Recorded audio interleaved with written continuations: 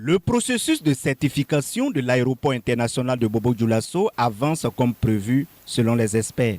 Après les deux premières phases qui ont consisté à la soumission d'une expression d'intérêt et la soumission d'une demande formelle, la troisième phase du processus de certification de l'aéroport international de Bobo-Dioulasso a concerné les audits et inspections sur site. Les travaux ont consisté à faire un état des lieux de l'aéroport de Bobo-Dioulasso qui devrait aboutir à un rapport factuel qui établit en fait le niveau de conformité par rapport aux exigences de l'Organisation de l'aviation civile internationale. Comme recommandation, nous allons inviter donc les différents exploitants qui ont subi ces audits à élaborer leur plan d'action corrective et à les transmettre. Également à procéder à la mise en œuvre donc, des actions qu'ils vont inscrire dans le cadre de ce plan. Il y a eu plusieurs recommandations qui ont été formulées sur le plan infrastructure, sur le plan personnel, sur le plan procédural. Donc ils sont invités donc, à mettre en œuvre ces recommandations qui ont été formulées.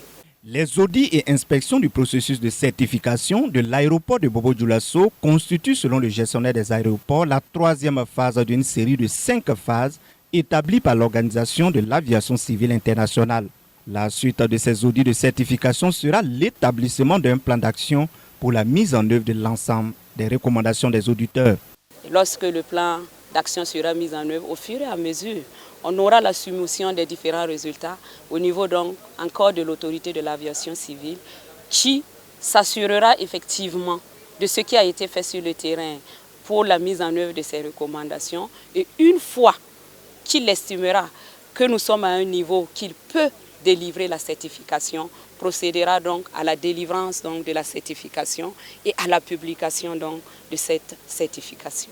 Et nous sommes confiants sur la suite du processus parce que nous avons déjà anticipé sous la houlette du directeur général de l'ASECNA, M. Mohamed Moussa, qui a pris des engagements auprès des autorités burkinabées pour la certification d'une part de l'aéroport et la mise aux normes en termes d'infrastructures, de qualité et extra-aéronautique pour le rayonnement de l'aéroport de Bobo-Dioulasso.